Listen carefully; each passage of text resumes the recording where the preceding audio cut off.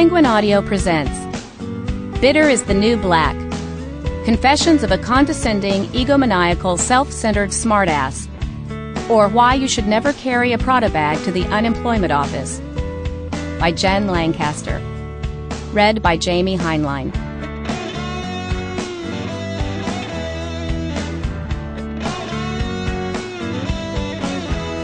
First she was a seed, and then she was trouble. Todd Lancaster, December 25, 1970. I do much better as a goddess, she said, since my secretarial skills have always been limited. Brian Andreas, Entrusting Soul. Prologue. Lincoln Elementary School, April 7, 1977. Dear Mrs. Lancaster, Jennifer is one of the brightest and most articulate students in the 4th grade and a pleasure to have in my class. However, an incident today concerns me. During recess, I heard her remark to another student, "I can make Stacy Coopersmith do anything I want." I wanted to tell you, as I am sure you want to keep that kind of behavior in check. Sincerely, Mrs. C. The Campus, Student Newspaper, March 15, 1984. Jenny, please see me regarding page 1's budget for next week's issue. Although your proposed layout looks great, I'm not sure the headline for the spring break story should be Jenny to Vacation in Europe. As well, the story may be more interesting if you actually include a broad range of other students' plans and not just your own. Thanks, C.H. Vikings Radio, February 10, 1985.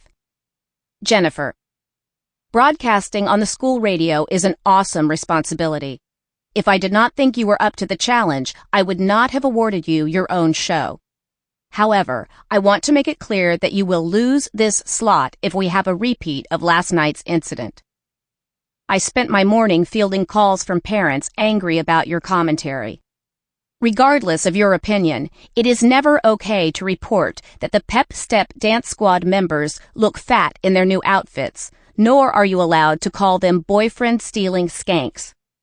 There are plenty of other students anxious to claim your spot if the editorializing continues. Do not let this happen again. Mr. W. University English Department, October 5, 1988. Miss Lancaster, congratulations on the commendable job on your essay exam. However, I regret to inform you that I must award you a B+ and not the A- you'd earned. Quite simply, I cannot tolerate your shouting at your neighbor to stop chewing your gum like a damn cow during the test. The reverberation of giggles after your profane outburst was disruptive and inappropriate, and I had no choice but to dock your grade. Professor D. Pi beta phi, pi beta phi, pi beta phi, pi beta phi. January 21st, 1991. Jen, congrats on the most faboo party. It was our best ever thanks to you. You rule as Rush chairwoman. Major snaps. However, the exec board has overturned the $100 fines you slapped on sisters not wearing green at the Emerald City event. We think your attention to detail is totally awesome, but those fines were way harsh. Pi love and mine, President R. P.S. We've also turned down your request to fine anyone who called you Hitler during the party. We were totally joking. The Village Idiot Bar and Grill, May 25, 1995. Jen, thanks for volunteering to be in charge when I took Chris to the emergency room. His burn is healing well, and he will be back in the kitchen on Tuesday. You did an excellent job running things with a couple of small exceptions. First, Brian will not be required to provide you with a detailed essay on the virtues of a properly cooked steak. Second, I know you think the hostess wasn't seating people in an orderly manner, but I did not give you the authority to fire her. She will also be back on Tuesday and expects an apology. In the future, leave personnel decisions to me. Thanks. B. Sample complete. Ready to continue?